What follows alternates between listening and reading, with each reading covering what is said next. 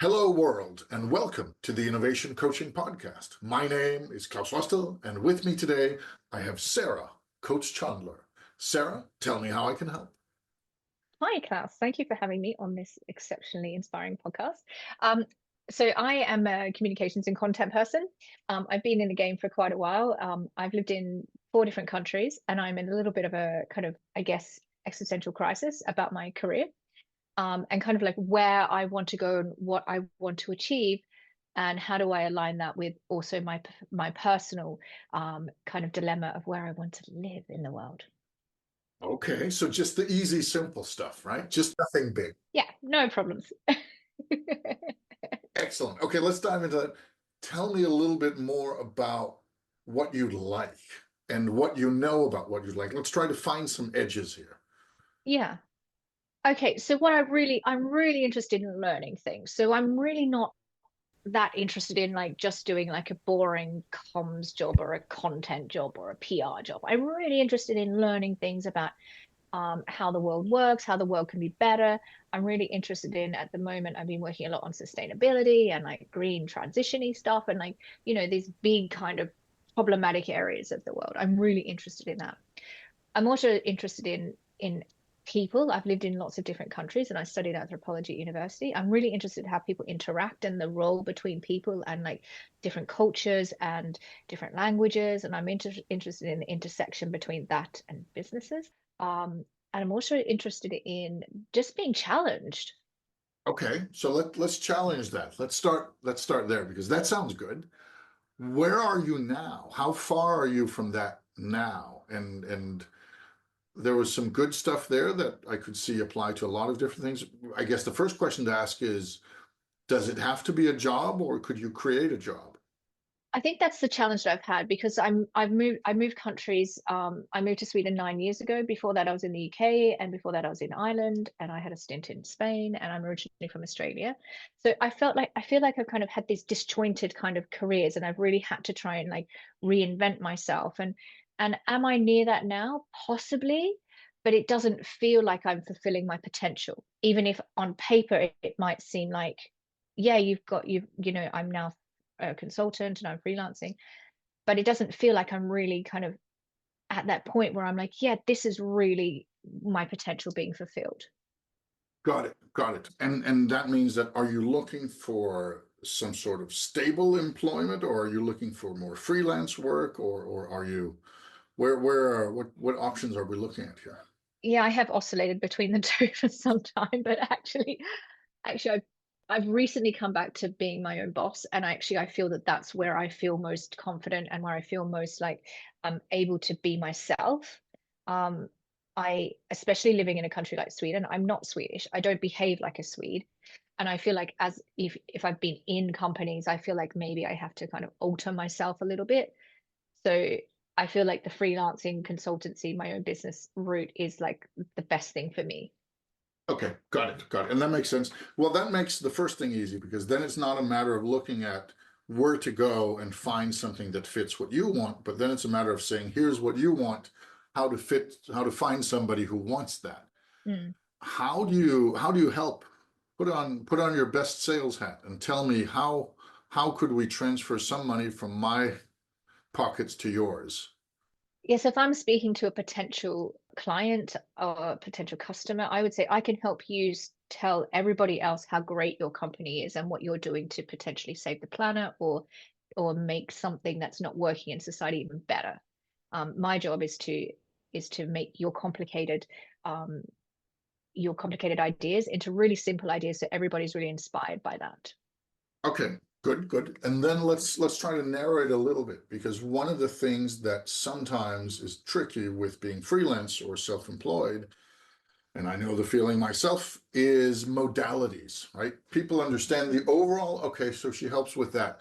But what does that look like, right? Because you could take the same thing you just said, and it could be that you run training workshops for communication staff at companies. It could be that you come in on an interim basis and take over their accounts for 1 day a week, or it could be that you train individuals, or it could be that you actually produce the stuff, or there are many ways you could do this. It could be small, it could be big, it could be ongoing, it could be subscription based, it could be one-off, it could be intense, it could be loose. Like all these, what are a couple of things you've done in the past that you'd like to do more of? Give me an example of a dream gig that you've already done. Okay, I guess there's two sides. One is I create communications and content. So I create physical assets for companies, whether it be like writing articles, but I create like their strategies to do that. One thing I have done, which I really enjoyed, was I fronted a news program, kind of a B2B news program where I interviewed people in certain industries and kind of brought out their stories in a way that could help people understand what they're doing.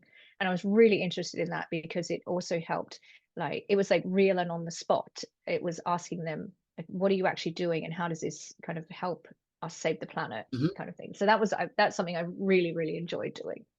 And who paid for that? Did anyone pay for that? Yeah, that was part of a role that I was in as another freelancer. Got it. Okay, but what I mean is that I understand the task, but Mm. who paid you to do that? I had a very kind of complicated kind of sub freelancer relationship with that supplier. Got it. So that was not simple. No, it wasn't, and it required like a buy-in from like senior management for them to kind of say, "Oh, we're going to have this program," and then they had to have a studio, and it wasn't something that I could produce on my own, for example. Got it. Okay, so let's try and take that as an idea. We may not, but let's take that as an idea and say Yeah, helping people who work with sustainability in the B2B space tell their stories so people understand what they're actually doing, right? yeah. So let's say that you have a trade show, just to take something from the events business. It's a trade show. It has 10,000 people there. There are people flying in from all over the world. There's a lot of money spent on production. There's some nice dinners. It's very easy to see how it's not sustainable. But having somebody talk about, hey, here are the things we're actually doing that either we can show the world or others can be inspired by, or both. And you would be somebody to pull in to help with that, right? That's exactly right. Yes, As an example. Yes. yes, yes. Okay, so now we're saying that what you do in this iteration of your future life Hmm. is that Sarah comes in and she takes your sustainability efforts and sustainability initiatives and she makes them understandable to both insiders and outsiders and helps you communicate them out to relevant people, whether it's your investors or your clients or your partners or whatever, or the news media or governments or whatever it is, but you're somebody who will go into an organization and say, I'm not here to tell you that you're not doing enough. I'm here to help you show what you're doing and show it to the world in a way that the world understands. Well, then we can just finish the podcast now because you've just put it into one little nutshell. Hey, job done.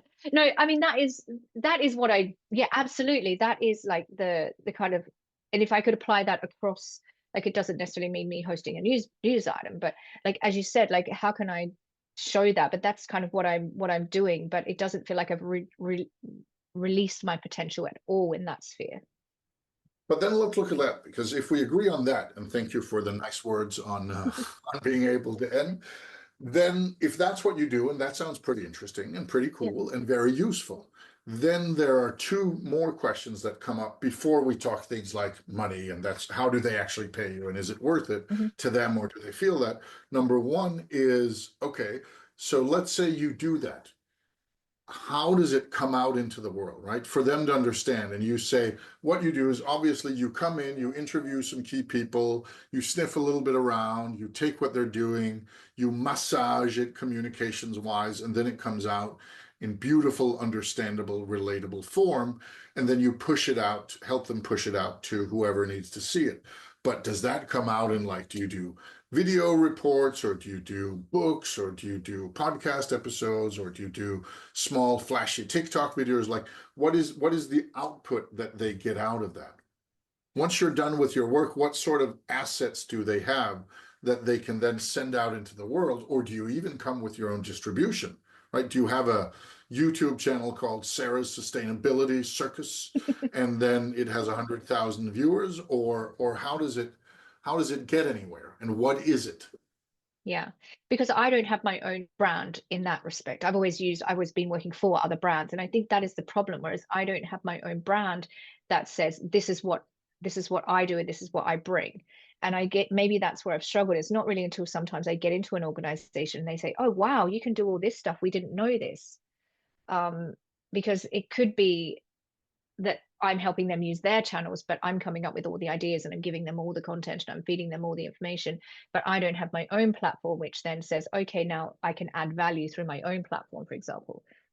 I've never felt like I'm like the expert. There are so many experts on sustainability that I feel like maybe there's a little bit of imposter syndrome. I don't have like the platform to do that. Got it. But let's park that. I see that could also, that's a separate thing, but let's park that for a moment and start with, Mhm. so you come in, you use their channels, but help them to you help them to figure out what they're actually doing right and help them tell it in a way that's compelling and then push it out through their own channels. Exactly. And this is good because it means that now we're looking at who might be interested. You're looking at some brand who says, we do cool stuff on the sustainability front, but nobody understands it or nobody knows. And that sucks. That's the first thing. Because if they're not doing something good, then you'll just find out they're not doing something good. Right. So you need to have people who already feel they're doing something, but nobody's listening. The second thing is you need to have people who have channels of their own because you can't give them a spot on the BBC or Exactly. access to 3 million YouTube subscribers because you don't have that. So they need to have channels of their own, whether it's their email lists or their LinkedIn page or their YouTube channels or their stores or whatever.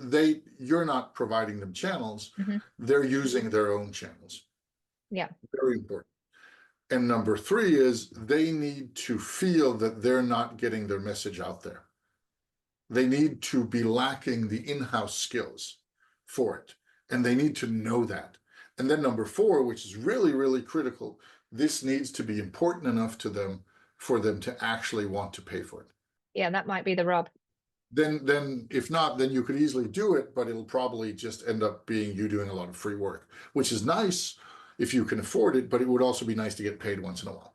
Yeah, we'd all love to be able to do that, and I think it's fantastic. I absolutely happily help people out on projects all the time, but it doesn't pay the bills, so that's unfortunately not an option at this stage. Yeah, it's finding that sweet spot where I'm happy to be like, okay, finding the companies. I think there are I know that there are thousands of companies in this situation, as you've just explained it. Like there are so many companies doing amazing things that you and I don't know about, that governments don't know about, that other countries don't know about, that aren't helping to save the planet. If we're just putting it in a nutshell, saving the planet.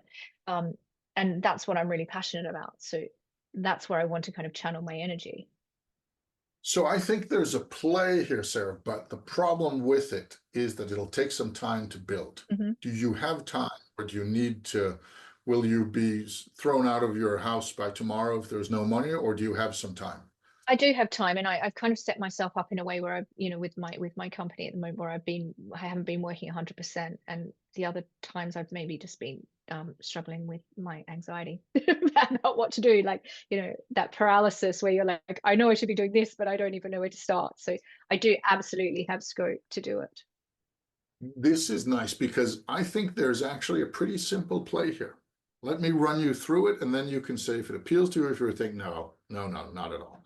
Okay. So if we say that what you do is that you go in to companies and organizations and you find the sustainability stories they have and the initiatives they're doing, and you translate them in the way the world understands, and you bring them to the world using their own channels, their own things, but you go in and you find what they're doing and reshape it and repackage it and then help them push it out through their own channels. So you don't bring channels, but you do bring expertise, understanding, and you do the hard labor of reshaping their stories, their weird bottle initiative to something that is understandable to other people, whether those other people are the public or the government or their stakeholders or their customers, doesn't matter. That's what you do. That's Hmm. the service you provide. And that, of course, costs money.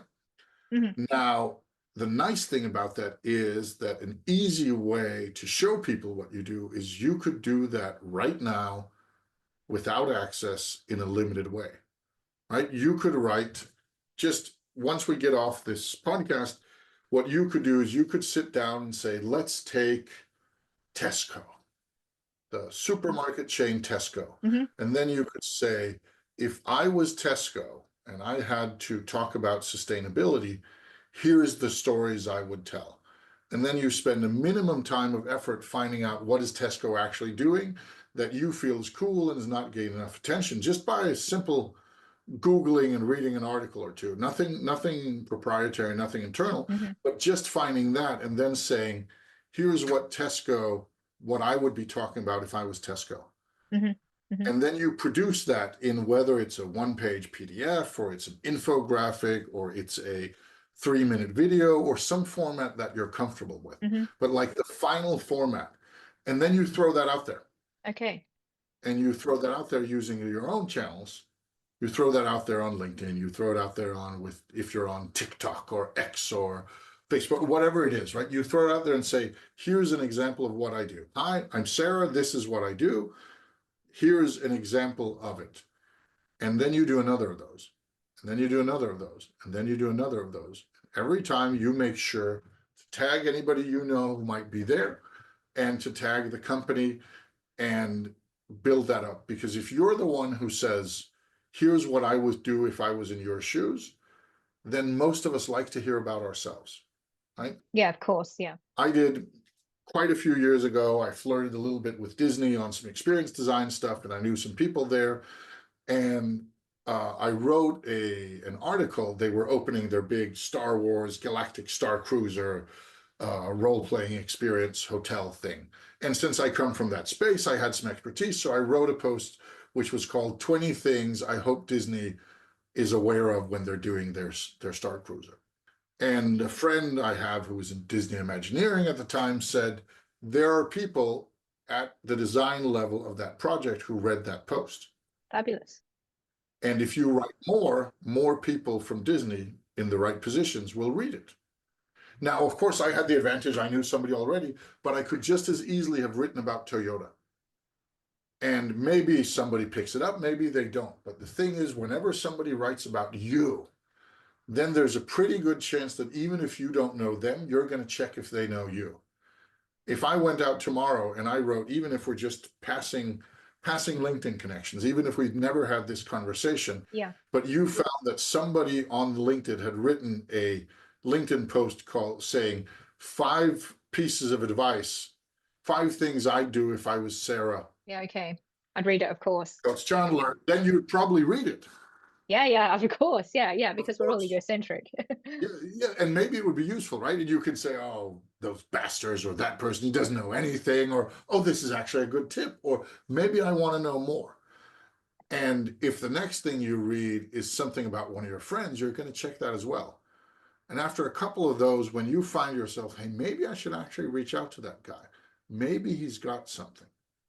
And suddenly you're being contacted by Toyota or by Tesco or by whoever it is.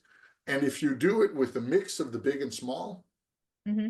and of people you know and people you don't know, Hmm. you're essentially giving them something for free that they can use or not, as long as you're kind about it. Of course. Yes. If you go out, right, here's Mark. I just met Mark online at an event 3 weeks ago, and we connected on LinkedIn, and we don't really know each other.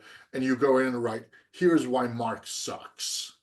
That's probably not. Then you need to be really spot on for Mark to think, oh, I need to hire her.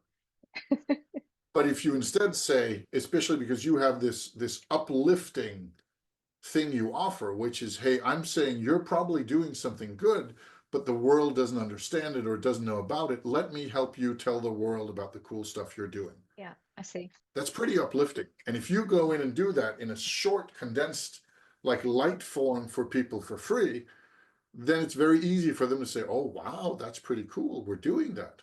Oh, yeah. Oh, she's pretty smart. She knows stuff. Maybe we should talk with her. And if you do that enough, let's say you do one of these a day, Hmm. it ends up in this very short format LinkedIn post, or it ends up as a 3-minute video or Yeah. an infographic, something that you feel you can do in a day. Then you do one of these a day. Then in 3 months, you'll have done about 75 of them, give or take a few weekends or so. Yeah. And suddenly you're now not just somebody who's done this, you're somebody who does this as a thing. And every time somebody recognizes something, they're going to look at it and say, oh, she's onto something. Oh, this is pretty cool. Okay, I see. Yeah. Because you have the advantage that you can show off your final work. You can show off an example of what your work looks like, even in short form. And that's not everybody who can do that. Yeah. And do you think like, I mean, this is getting down to like more like kind of finite detail, I guess. I mean, do you think always you should be demonstrating like your range of like abilities, or do you think like everybody wants to see the same content? Or I mean, this is my thing. I should know this, but it's really interesting because if I'm creating something like this idea that in a way you're saying I should be creating myself as a brand Yes. via this of offering or presenting what I can offer. Now, do you think I should take time to develop my brand before I go out and have quite a clear vision of what my brand is and then set that up and push it out, or just kind of go for it? No, I think you should go for it. Definitely go for it. Okay. Go for it. Go for it. I think that the easiest thing, and here we talk about, so I sometimes when I'm helping content creators, I talk about first order content, second order content, and third order content. First order content, and you're in that lucky space, is where you can actually judge the final thing that people do. Hmm. Photographers, right? If you're a photographer, the easiest way to show how good you are is to show people some pictures that you took. Hmm. If you're a writer, you show them some text that you did. If you're a musician, you let them listen to the actual sound of the guitar you play. That's first Hmm. order content. Hmm. Second order is if you can't show it directly, you can at least show something about it, right? Hmm. You can show the movie of the event. It's not the same as the event, but it's the movie of the event. Or you can have the shall we say the interview about the thing or whatever it is. So you don't have the thing directly, but you have a thing about the thing. Hmm. And the hardest thing, which I've tricked, is when you can't even show it, right? Show people a picture of coaching and what does it look like? It's two people talking. Yeah. Show them a video of coaching and what does it look like? Then it's a weird soundbite of somebody saying, oh, that's a good idea. And the other person saying, have you thought about this? It doesn't make any sense. Yeah, you can't show the impact. You can't say that, you can't show a feeling.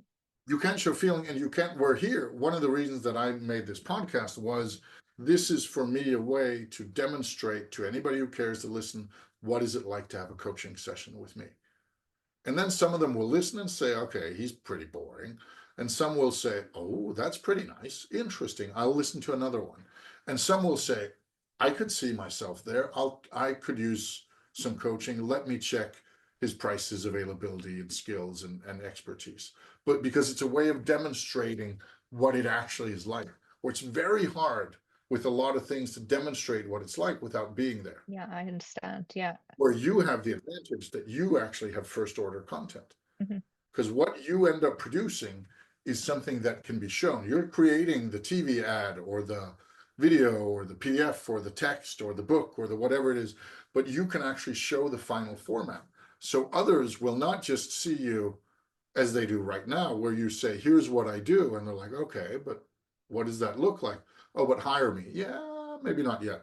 But if you say, here's an example of my work, I could do the same for your brand, for your company, for your organization, then some of them will go, oh, she really has an ability to capture the essence and tell it in a nice way. And I really like her graphics, or I like her voice, or I like her, the Yeah. way whatever it is, whatever the format Hmm. is.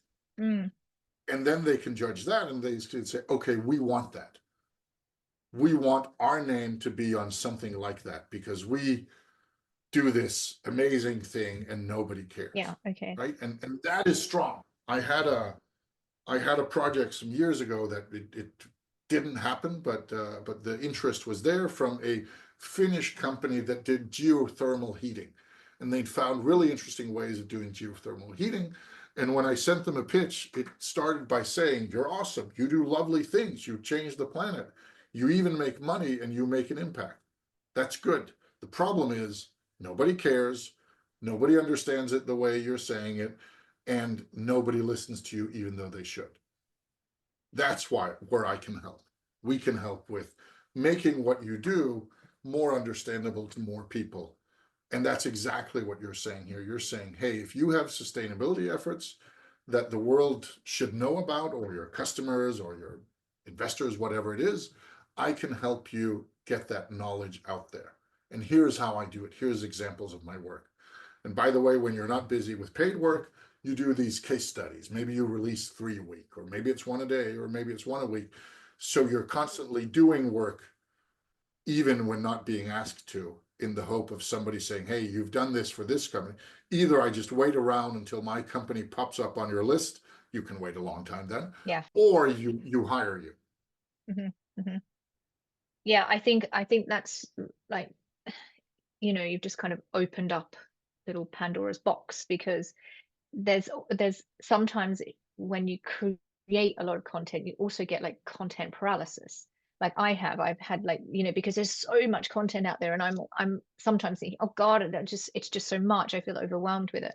But to have a focus of what that would look like, to connect it back to what my passion is, that feels more like achievable, or something that I could move beyond that blank screen. Um, Not that there's ever a blank screen. There's a screen with a lot of stuff on it, like my mind. But it's like trying to get that into a way to wrangle it into something that makes more sense. And that's what I've really struggled with, is like to try and encapsulate the thing that I do, and how I could kind of project that. And I think the thing you do is both very easy to understand, very cool, and also has marketability. And again, I think I really cannot overstate how much I think it is a huge advantage that you can do it for free for somebody to demonstrate it. Hmm. Right? I can't, for me to coach somebody, right? Thank you for coming on here. That is appreciated. It takes a lot of trust. I can't just walk into a restaurant and say, hey, who owns this restaurant? That's Dimitri. It's a Greek restaurant. Okay, cool. Dimitri, I want to sit with you for an hour, and then you'll be really happy afterwards. Then if Dimitri says, no, I'm busy doing gyros, then it's like, but I'm really good. It's like, I don't know. I don't care. I don't trust you. Where if I go in and say, hey, Dimitri, I've taken one of your menus and I took it home, and then I created an alternate version of it because I'm a graphic designer specializing in menus. And here is an example of what your menu could look like. I took a print with me. It's a gift. And then he goes, either fuck that shit. I hate that. I like my own. Who are you? My Hmm. son made Yeah. this. What is wrong with you? Or he says, okay, interesting. I mean, I can't pay you, but cool gift. Or he says, oh, this is cool. Like, can we get you to read? You've only done page one. Can we get you to redo the whole thing? Because I'd pay for that because this is a nice menu. Yeah, I see it. Yeah. You can do that to any organization in the world. And of course, you have more info if you talk with if you dive down into their numbers rather than just looking at what's publicly available. But just looking at what's publicly available and doing minimal research, whether it's in person or online, you can create those sustainability stories and you can present them as gifts. And the gifts will work not only for those you give them to, but you will also be seen by others because it might be interesting. And if you do that consistently and you do that over and over and continuously, then suddenly you also have built a brand and expertise within that. Hmm. Hmm. Yeah, and I feel like in the current climate that we're in, is that to stand out, you need to have some kind of brand. You need to have some kind of identity. It doesn't have to be a brand as in like Coca-Cola. Let's be honest, we don't want to be Coca-Cola. But you want to have some kind of identity which differentiates you from somebody else. And I feel that that's maybe, particularly with that I've moved around so much, I haven't been able to kind of establish myself and kind of create that. And that's maybe what I could focus on as well. At least you'd be tapping into a mega trend, which is good for all of us, that sustainability is on the rise. Mm, Sustainability is also a part of marketing, mm, right? So one thing is you're doing something good for the planet, which is nice, or for people, but it also is becoming more and more of a way to stand out for people in their own brand. And if you have a strong sustainability story, then if you don't know how to tell that, then you're missing out. hmm. Right? There's so many brands that are growing and out competing their competition because they are managing to tell their sustainability stories. And if you're a brand who knows that you're doing good stuff, but nobody cares or nobody knows, then they should call you. And if you go out and say, I help I help companies and brands tell their sustainability stories in a way so that people listen. Hmm. Hmm. That's a pretty clear, like what you do. It's not, hi, I'm Sarah, I work with communications, which is nice. Yeah. You do, but this is, here's what I do. And then some of them will say, we don't need that, or we don't want to pay that. But some of them will say, oh my God, she sounds like exactly what we need. And then they check out and they find out, here's your 60 examples of what I would do if I was. And then there might even be some case studies of actual clients you've helped as well, Hmm. examples of those. And then there's a contact me if you want to hear more, or here's my packages, or whatever it looks Hmm. like. Hmm. That's pretty clear, right? That's pretty strong positioning. Yeah, absolutely. Yeah. Yeah, it feels also like not out of reach of it, it feels like true to myself because you're going back to this like, feel sometimes feeling like you're an imposter. Um, that actually feels like it is true to myself. This is not something that is not it's not something I don't do. It is something I do and I feel confident doing it. So that feels like I can really, grab hold of that and own it.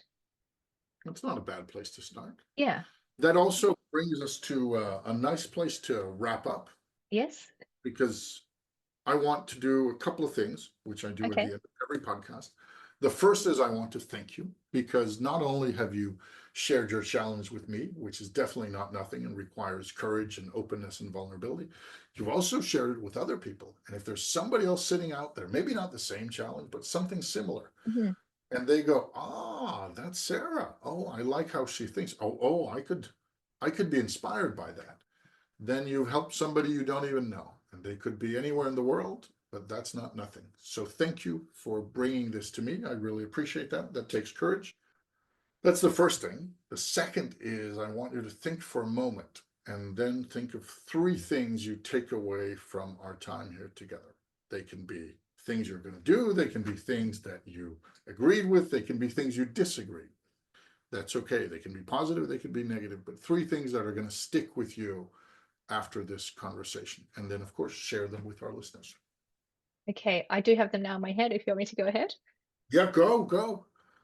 Okay, the first thing I'm taking away is to be proactive and assertive and be very clear about my okay, so that's one thing. And then the second thing is to be very clear about my offer, about what I can offer and what I can bring and the benefits that I can bring.